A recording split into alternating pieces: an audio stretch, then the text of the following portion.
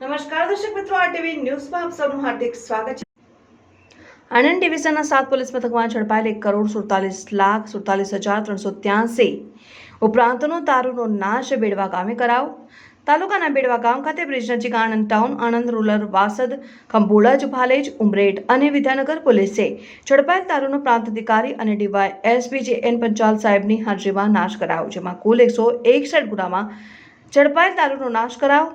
કુલ 85,833નો અલગ અલગ બ્રાન્ડનો વિદેશી દારૂની બોટલ ઉપર કર્યું બુલડોઝર.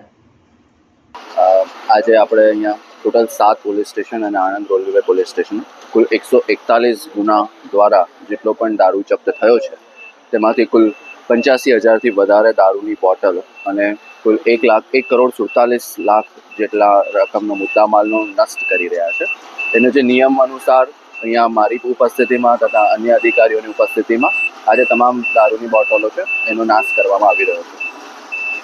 સાહેબ, ટોટલ કેટલા રૂપિયાનો દારૂનો નાશ કરવામાં આવ્યો છે? 1,47,00,000ની આસપાસનો માલ છે અને દારૂની બોટલો ટોટલ નામ કેટલી હતી? ટોટલ 85,000થી ઉપરની બોટલો છે.